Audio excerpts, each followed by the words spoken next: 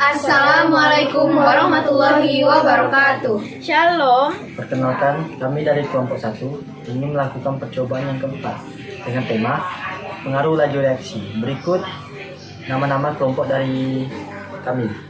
Saya Fitri Nuharnisa Mosir. Saya Pusdana Monika. Saya Amanda. Saya Rizky Furkani Ihsan. Saya Diuli Iswaningsi. Saya Eka Kusmawardani. Berikut videonya.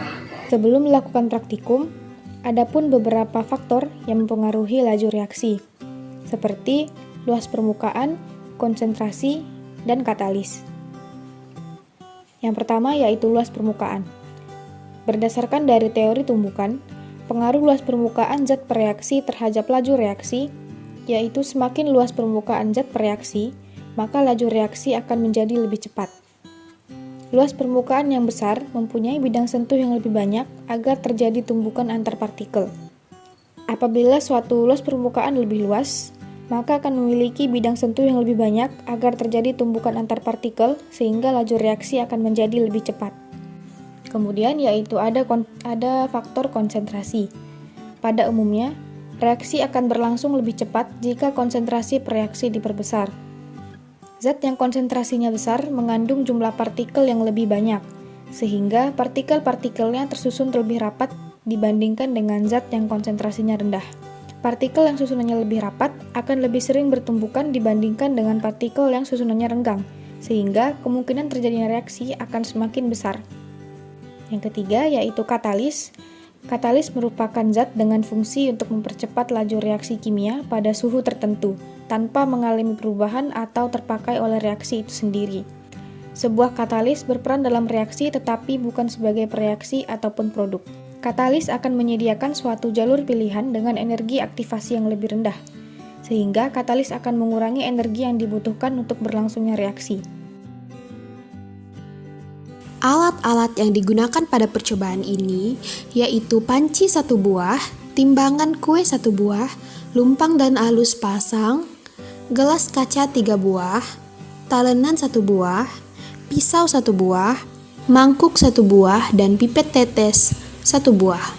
Adapun bahan yang digunakan pada percobaan ini yaitu nanas secukupnya, daun pepaya secukupnya, air 150 ml, cangkang telur secukupnya, soda kue 42 gram, dan daging sapi seberat 1 ons.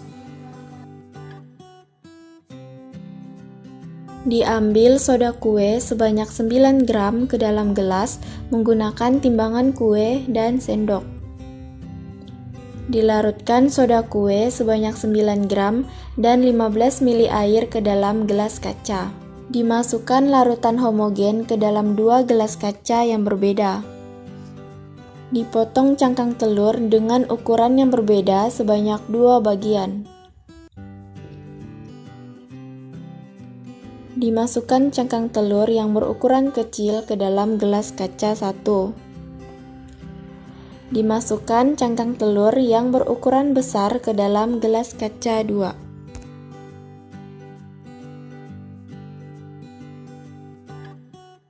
Langkah kerja pada percobaan konsentrasi. Yang pertama, dilarutkan 20 gram soda kue dan 60 ml air ke dalam gelas kaca. Lalu dilarutkan 4 gram soda kue dan 60 ml air ke dalam gelas kaca. Setelah kedua larutan tersebut menjadi homogen, maka langkah selanjutnya yaitu dipotong cangkang telur dengan ukuran yang sama sebanyak 2 buah. Kemudian, dimasukkan cangkang telur ke dalam masing-masing gelas kaca yang berisi larutan soda kue. Lalu diamati reaksi yang terjadi.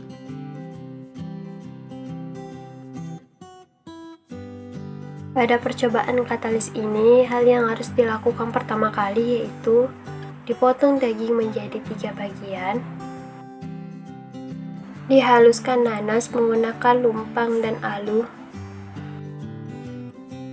kemudian dilaburi daging 1 menggunakan nanas, sedangkan daging 3 dibungkus menggunakan daun pepaya.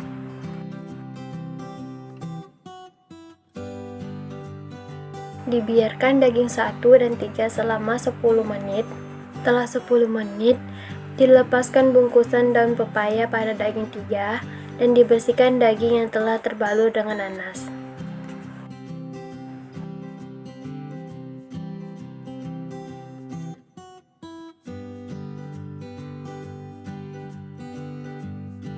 Tahap selanjutnya yaitu dimasukkan air ke dalam masing-masing gelas plastik.